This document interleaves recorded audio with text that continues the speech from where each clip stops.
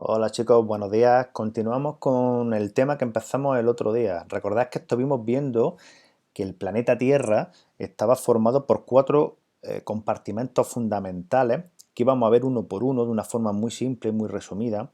Empezamos viendo el otro día la geosfera, era la fracción de la Tierra que estaba formada por todas las rocas y los minerales. Estuvimos viendo cuál era la definición de roca, cuál era la definición de mineral, cuáles eran las propiedades en las que nos podíamos fijar para identificar los distintos tipos de minerales. De momento, por una cuestión de tiempo, lo vamos a dejar ahí. Es importante que recordéis cuáles son los conceptos fundamentales que estuvimos viendo sobre la geosfera, sobre todo esa diferencia entre rocas y minerales y las características en las que nos podemos fijar dentro de los minerales. Y ahora vamos a pasar al segundo compartimento que forma parte de la Tierra, que es la hidrosfera. La hidrosfera, como ya avanzamos en algún momento, estaba formada por todas las masas de agua de la Tierra. Toda el agua. Y aquí incluiríamos no solo el agua de los océanos, de los mares, como en la fotografía que aparece ahí más abajo, sino que aquí también tendremos que meter el agua de los ríos, las aguas de los embalses, de los pantanos, las aguas subterráneas, que aunque no se vean están ahí y forman parte también de la tierra.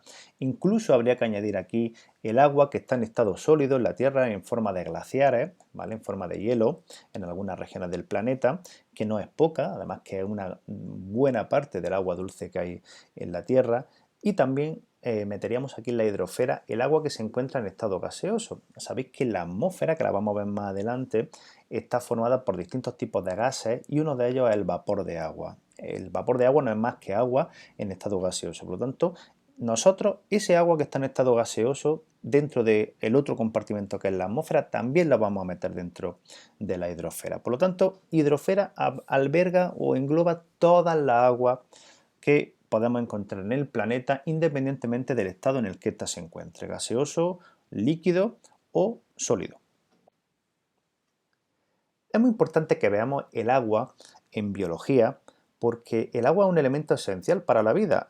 Vosotros lo sabéis en la medida en la que cuando se hace una expedición espacial, y ahora se están haciendo muchas expediciones espaciales a otros planetas, sobre todo a Marte, con la finalidad de encontrar vida, lo que se busca primero, antes de nada, es el agua. Es decir, lo que se está buscando básicamente en Marte ahora mismo es la presencia de agua. ¿Por qué? Porque la existencia de agua y el que haya habido agua en algún momento de la historia de Marte, por ejemplo, si estamos hablando de Marte, en estado líquido, eso quiere decir que existe la probabilidad, una probabilidad bastante alta, de que haya habido o que haya o que pueda surgir en el futuro algún tipo de vida en ese planeta.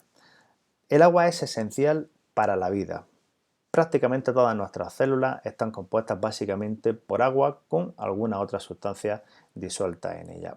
Vamos a ver aquí en esta gráfica que aparece a continuación en qué medida los seres vivos en general, nosotros también, como seres vivos que somos, estamos formados por agua. Mira, ahí tenéis distintos ejemplos. Ahí tenéis una medusa. Las medusas son organismos invertebrados, ya lo hemos estado viendo, pertenecían al filo de los cnidarios, recordadlo.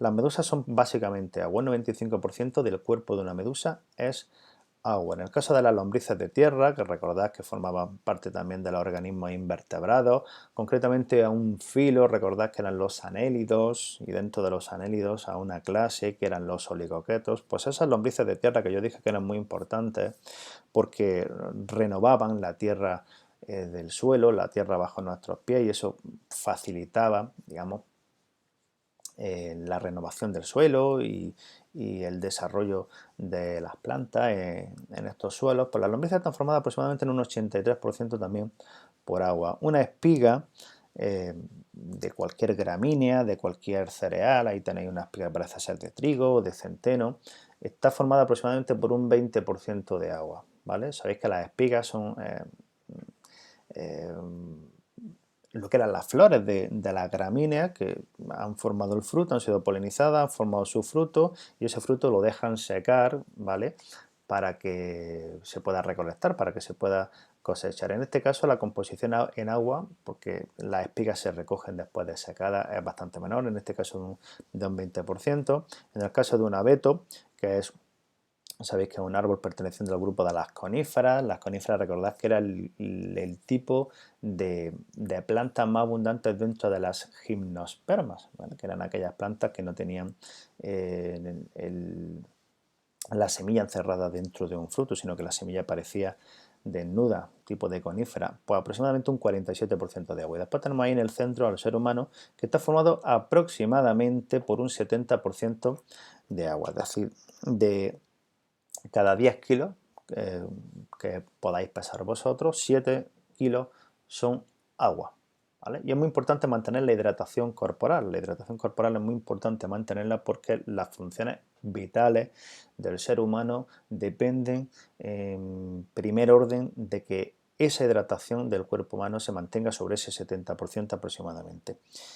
Ya os digo o adelanto que existen variaciones en ese 70% de los seres humanos dependiendo del sexo, de que sea hombre o sea mujer, dependiendo de la edad, conforme nos vamos haciendo mayores la hidratación va disminuyendo, del estado de salud, hay distintas enfermedades que suelen conllevar o producir deshidratación, es decir, una disminución del agua en el cuerpo humano. Depende de bastantes factores el grado de hidratación, es decir, el porcentaje de agua que tenemos en el cuerpo, ¿vale? Pero aproximadamente se mueve en ese 70%.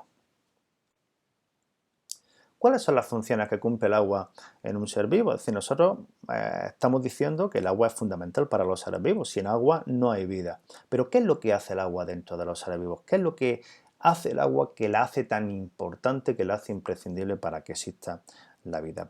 En primer lugar, el agua es el soporte estructural de todas las células. Es decir, todas las células que forman parte de vuestro cuerpo, los billones de células que forman parte de vuestro cuerpo, están llenos de agua. Todas. Imaginaros un globo, ¿vale? Imaginaos que la célula fuese un globo y que ese globo lo llenamos de agua. Eso sería una célula, un globo lleno de agua. Lo que es la goma del globo, que alberga dentro del agua, sería la membrana plasmática, ¿vale? Toda ese agua que hay dentro del globo sería el citoplasma, perdón. Y imaginaros que le hacemos un pinchazo al globo y empieza a salir agua de ese globo. Al final, ¿qué es lo que va a pasar? Que la célula termina por morir, porque la forma del globo lleno de agua, ¿de qué depende? Del agua que hay en su interior. Si nosotros retiramos el agua que hay dentro del globo, lo que nos queda es un globo pues desinflado, en forma de pellejo, ¿vale? Que ha perdido su forma. Imaginaros o pensad también en el ejemplo de la uva y las pasas. ¿Qué es una pasa? No es más que una uva a la que se le ha dejado secarse, a la que se le ha dejado perder el agua. ¿Y qué es lo que hace la uva cuando pierde el agua? Perder la forma también, es decir, fijaros la forma de una pasa, arrugada, mucho más pequeña y la forma de una uva. Por lo tanto, para empezar, el agua es el soporte estructural de todas las células, lo que le da estructura y forma a todas las células. En segundo lugar, es el medio de transporte por el que los componentes sanguíneos, es decir, las células sanguíneas, los glóbulos rojos, los glóbulos blancos, plaquetas, etcétera, los nutrientes que ingerimos con los alimentos y las sales minerales llegan a todas las partes del cuerpo. Esos nutrientes, esas sales minerales, esas células discurren todas en agua. ¿La sangre qué es? La sangre no es más que agua. Agua con algunas sales minerales, con algunas sustancias disueltas y con células sanguíneas. Pues todas las sustancias que nuestro cuerpo tiene que hacer llegar hasta las células y que tiene que llevar desde las células a otras partes del cuerpo van disueltas en agua. ¿Qué tiene el agua de especial? Vamos a ver en estas diapositivas cuáles son las propiedades fundamentales del agua. Hemos visto sus funciones, esas tres funciones principales dentro de los seres vivos. Vamos a ver qué es lo que tiene el agua que hace que pueda llevar a cabo esas funciones. ¿Cuáles son sus propiedades? Mira, la primera que vamos a ver es muy simple y todos la conocéis. El agua siempre se dice que es incolora, es inodora y es insípida. Quiere decir, no tiene color, el agua no tiene color, es transparente, es inodora, es decir, no huele, no tiene por qué tener olor, es decir, un agua que huele o que tiene un olor sospechoso no debe beberse nunca porque seguramente tiene alguna sustancia disuelta que nosotros desconocemos, es decir, el agua no debe oler a nada. Y además el agua no debe saber a nada, el agua debe ser insípida. Por lo tanto, si un agua tiene un cierto sabor, es porque tiene alguna sustancia disuelta que seguramente no sea recomendable. Por eso cuando vosotros tomáis agua del grifo, bebéis agua del grifo y notáis algún sabor raro, seguramente sea pues, porque en la potabilizadora le han añadido un poco más de cloro de la cuenta, que se le añade para matar los microorganismos, o porque lleve más cal de la cuenta, etc. Si tiene algún sabor, si vosotros detectáis algún sabor en el agua, es porque ese agua no es un agua pura, ¿vale? La siguiente propiedad es una propiedad que todos conocéis también. Es la temperatura a la que se pone en estado sólido y la temperatura a la que se pone en estado gaseoso, que son dos cifras que además son muy fáciles de recordar. El agua pasa de estado líquido a sólido, es decir, se convierte en hielo aproximadamente a 0 grados centígrados, mientras que pasa a estado gaseoso, a estado de vapor, aproximadamente a los 100 grados centígrados, que es cuando comienza la ebullición.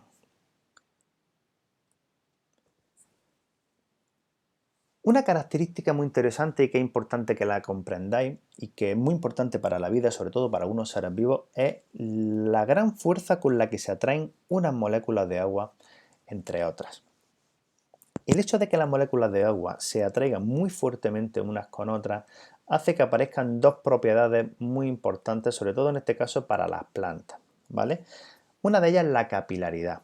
La capilaridad es la propiedad que hace que los vasos conductores que tienen las plantas, los tallos de las plantas y que llevan el agua desde las raíces hasta las partes más altas de las plantas, el agua pueda subir hacia arriba por esos conductos muy finitos, muy finitos, muy finitos, en contra de la fuerza de la gravedad. Pensad que el agua sube desde las raíces hacia arriba en contra de la fuerza de la gravedad. La fuerza de la gravedad es una fuerza que atrae todos los elementos hacia el suelo. Por lo tanto, tiene que haber algo que ayude a la planta a subir ese agua hacia arriba en contra de la fuerza de la gravedad.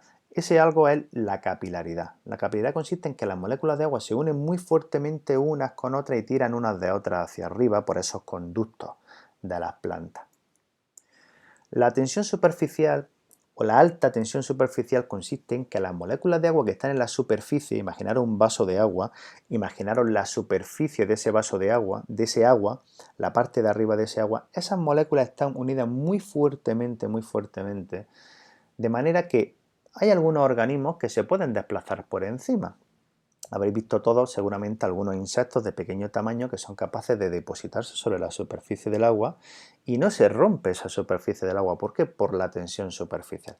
Obviamente esa tensión superficial se puede romper, nosotros somos capaces de romperla introduciendo simplemente un dedo en el agua. Pero hay organismos, sobre todo organismos de pequeño tamaño, de peso muy pequeño, que son capaces de desplazarse sobre la superficie del agua debido a la alta tensión superficial de esta. Otra característica muy interesante, otra propiedad muy interesante del agua, es que el hielo, es decir, el agua en estado sólido, es menos denso que el agua en estado líquido. De esta manera, cuando nosotros cogemos un cubito de hielo y lo depositamos en el agua, el hielo flota en el agua. ¿Por qué flota? Porque el hielo tiene menos densidad que el agua. Aunque su composición es la misma, el estado es diferente, estamos hablando de estado sólido frente a estado líquido, y en este caso, a diferencia de muchas otras sustancias, el agua en estado sólido es menos densa que el agua en estado líquido, por lo que puede flotar en él. Esto es muy importante porque en las zonas, por ejemplo en la Antártida, en Polo Norte, en el Polo Sur, donde hay grandes masas de hielo, estas masas de hielo están flotando sobre una capa líquida de agua que está por debajo. Y esa capa sólida de hielo es lo que permite que en esa zona puedan vivir distintos tipos de organismos, por ejemplo, osos polares, zorros árticos, es decir, distintos tipos de animales que viven en esas zonas muy al norte o muy al sur de ambos hemisferios. Y también debajo de esas capas de hielo, el agua suele mantener su temperatura, una temperatura más o menos habitable, donde pueden vivir muchos otros organismos como peces, focas, etcétera, etcétera, que hacen vida debajo de esas capas de hielo. Una característica, una propiedad importantísima del agua es que es un disolvente Aquí pone casi universal. En muchos libros leeréis que es un disolvente universal. ¿Qué quiere decir que es un disolvente casi universal? Pues que muchas sustancias, muchos solutos se le llama a esas sustancias que se disuelven en un líquido, se pueden disolver en agua. Es decir, hay muchísimas sustancias diferentes que pueden disolverse en agua. De hecho, ya lo dice en el cuadrito, la mayor parte del agua que nosotros consumimos o del agua que nosotros vemos en la playa, en los océanos, agua subterránea, etcétera, etcétera, no es agua pura, es agua con cierto grado de sales minerales disueltas en ella. Esas sales minerales serían los solutos. El agua donde están disueltas esas sales minerales es lo que se llamaría el disolvente. ¿Vale? Eso lo veréis el año que viene en física y química, el concepto de soluto y disolvente. Es muy difícil encontrar agua pura sin ningún tipo de soluto disuelto en ella. Lo vais a encontrar en los supermercados, por ejemplo en el Mercadona, cuando veáis esos tarros, esas botellas de agua destilada. El agua destilada es agua a la que se le han retirado todos los solutos, ¿vale? Por eso se utiliza el agua destilada para planchar, ¿vale? Porque sabéis que uno de los grandes problemas cuando uno plancha es que el agua que le pone a la plancha para hacer el vapor lleva sales minerales y esas sales minerales, esa cal sobre todo, se queda incrustada en los conductos de la plancha y terminan por bloquearla y por estropearla. Por eso se suele utilizar agua destilada en las planchas. El agua es un disolvente muy bueno, muy bueno y prácticamente todas las sales minerales se pueden disolver en ella. Finalmente, hemos dicho anteriormente también la función de regulador de temperatura. El agua es muy buen regulador de la temperatura porque tiene un alto calor específico. Recuerdo el concepto de calor específico, es el calor que hay que aplicarle, que hay que administrarle al agua para que ésta cambie su temperatura, para que aumente su temperatura o disminuya su temperatura. Vamos a ver en esta diapositiva cómo se distribuye el agua en la Tierra. Bien, aquí tenemos una diapositiva donde a la izquierda tenemos toda el agua del planeta en ese círculo azul y donde podéis ver muy claramente que la inmensa mayoría del agua del planeta es agua marina. Es decir, un 97%, lo que aparece ahí representado en ese gráfico circular en celeste, en color celeste, que ese 97% corresponde a agua marina o agua de los océanos, que suele ser agua salada, con una concentración de sales más o menos alta y que por lo tanto en principio no es apta para el consumo humano, es decir, no es un agua que nosotros podamos utilizar para consumir. En el mismo gráfico tenéis la cuñita en gris que representa el agua dulce en el planeta, que sería pues, el 3% restante. Por lo tanto, la primera imagen que tenéis que sacar de esta gráfica es que la inmensa mayoría del agua que hay en el planeta Tierra es agua que no se puede consumir. Pero nosotros muchas veces tenemos la sensación de que el agua, el principal uso que se le da es el uso de consumo, pero pensad que el agua que nosotros estamos consumiendo es una fracción minúscula dentro del porcentaje de agua total, que por eso es muy importante que desarrollemos iniciativas o actitudes personales que vayan encaminadas hacia el respeto por el agua de la que disponemos, porque en realidad es una ínfima minoría de la cantidad de agua total que hay en el planeta. Bien, ahí tenéis el cuadrito de abajo, donde os dice que el agua oceánica, ya os he dicho yo antes, que tiene sales disueltas, tiene sales minerales disueltas. La más importante de estas sales minerales, hay distintos tipos de sales minerales en el agua de mar. Si vosotros cogéis un litro de agua de la playa y la ponéis al fuego, conseguís que se evapore toda ella, al final en el fondo del cazo os va a quedar una capita blanca que van a ser las sales minerales que había en ese agua, que por supuesto no se evaporan, quedarán en el fondo de la olla. Pues esa capita blanca que os va a quedar es la mezcla de distintos tipos de sales minerales, de las cuales la más importante, la mayor parte va a ser el cloruro sódico, que es la sal común, es decir, la sal que vosotros utilizáis para condimentar la comida, para echarle a la comida, es el cloruro sódico, que es la mayor parte de las sales que hay en las aguas marinas. Bien, vámonos al agua dulce. El agua dulce viene representado por por el círculo verde, por el gráfico circular verde. Y aquí hay otra cosa que es llamativa. De ese 3% de agua dulce, del agua total de la Tierra, de ese 3% que ya es una pequeña cantidad del agua total, el agua que está disponible para nosotros en estado líquido es una minoría también. Es decir, solo el 20%, 21% aproximadamente de ese agua dulce que en teoría nosotros podemos consumir, o podemos utilizar para riego, por ejemplo, para otras actividades humanas, solo el 20% está en formato líquido, está en forma líquida, mientras que el 79%, es decir, la gran parte, la mayor parte de ese 3% de agua dulce que hay en el planeta están en forma de hielo en los glaciares, en los casquetes polares y en los glaciares. Por lo tanto, tampoco está disponible para nosotros directamente. Fijaros que de ese 21% de aguas que están en estado líquido, un 20% son aguas subterráneas, mientras que solo el 1% es agua dulce superficial. Y aquí meteríamos el agua de los pantanos, el agua de los ríos, los arroyos, los torrentes, los lagos, etcétera. Por lo tanto, ¿qué tenemos que extraer de la información que aparece en estas gráficas? Pues que una mínima parte del agua total de la Tierra es agua dulce, solo un 3%, y si ahora analizamos ese 3%, ese agua dulce que hay en el planeta, la mayor parte, el 79%, está en formato de hielo, en forma de hielo en los glaciares y en los polos, y no está disponible de forma directa. Es decir, solo tenemos disponible de ese 3% que hay de agua dulce, el 1% del agua en forma de aguas superficiales directamente. Aunque sí es cierto que al agua subterránea, ¿vale? Ese 20% que aparece de agua subterránea, nosotros también los podemos explotar si están disponibles mediante la extracción de esa agua, mediante la elaboración de la creación de pozos, etcétera, etcétera, que nos permitan extraer esa agua subterránea a la superficie. Bien, vamos a ver un problema de bastante actualidad, que es el tema de la escasez de agua. Ya hemos visto que el agua dulce disponible es bastante poca y es importante que desarrollemos actitudes personales que vayan encaminadas hacia una gestión responsable del agua de la que disponemos, ¿vale? Bien, ¿qué es la biodisponibilidad? La biodisponibilidad de agua es, digamos, que lo accesible que está el agua para un ser vivo, en este caso para el ser humano, es decir, cómo de accesible está ese agua para nosotros. Por ejemplo, un agua en forma de hielo en los polos, pues no está accesible para nosotros.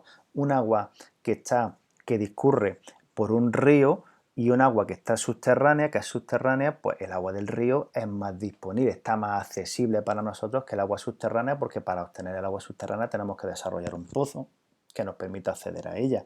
Entonces, la biodisponibilidad depende tanto de lo accesible que está el agua, es decir, de lo fácilmente que nosotros podamos obtener ese agua allá donde se encuentre, y también de si ese agua es apta o no es apta para el consumo, porque un agua nosotros la podemos tener en el lago de al lado del pueblo, la podemos tener muy cerca y muy accesible porque podemos ir con cubos y sacar agua y traernos a la casa, pero puede ser que ese agua no sea apta para el consumo, pues porque tenga algún tipo de contaminante, porque tenga microorganismos patógenos, por lo que sea. El agua no solo